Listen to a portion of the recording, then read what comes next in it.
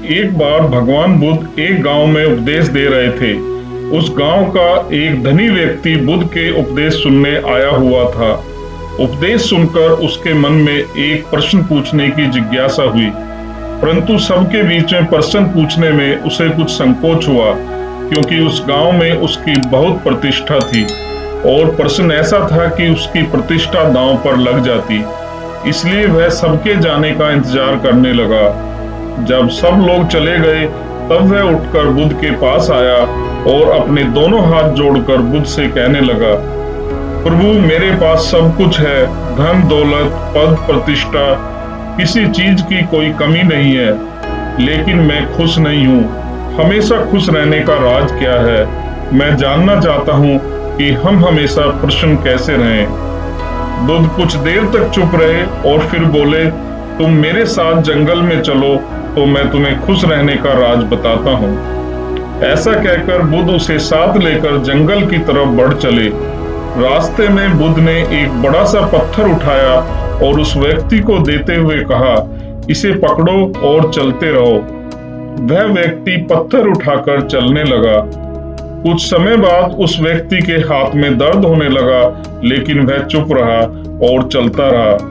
लेकिन जब चलते हुए काफी समय बीत गया और उस व्यक्ति से दर्द सह नहीं गया, तो उसने बुद्ध को अपनी परेशानी बताई। बुद्ध ने उससे कहा, पत्थर नीचे रख दो। पत्थर नीचे रखते ही उस व्यक्ति को बड़ी राहत महसूस हुई। तभी बुद्ध ने समझाया, यही खुश रहने का राज है। उस व्यक्ति ने कहा, भगवान, मैं कुछ समझा नहीं। बुद्ध बोले, जिस तरह इस पत्थर को कुछ पल तक हाथ में रखने पर थोड़ा सा दर्द, 1 घंटे तक रखने पर थोड़ा ज्यादा दर्द और काफी समय तक उठाए रखने पर तेज दर्द होता है, उसी तरह दुखों के बोझ को हम जितने ज्यादा समय तक अपने कंधों पर उठाए रखेंगे, उतने ही ज्यादा दुखी और निराश हम लोग रहेंगे। यह हम पर निर्भर करता है कि हम दुखों के बोझ को कुछ पल तक उठाए रखना चाहते हैं या जिंदगी भर। अगर खुश रहने की इच्छा हो तो दुख रूपी पत्थर को जल्द से जल्द नीचे रखना सीखना होगा। संभव हो तो उसे उठाने से ही बचना होगा। फ्रेंड्स, हम सब यही करते हैं, अपने दुखों के बोझ को ढोते रहते हैं। मैंने अपने जीवन में कई लोगों को कहते सुना है, उसने मेरा इतना अपमान किया कि मैं जिंदगी भर नहीं भूल सकता।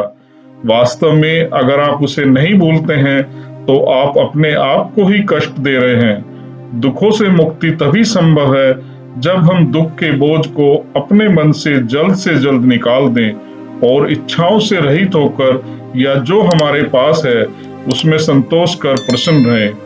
याद रखिए, प्रत्येक क्षण अपने आप में नया है और जो क्षण बीत चुका है उसकी कड़वी यादों को मन में संजो कर रखने से बेहतर है कि हम अपने वर्तमान क्षण का पूर्ण रूप से आनंद उठाएं।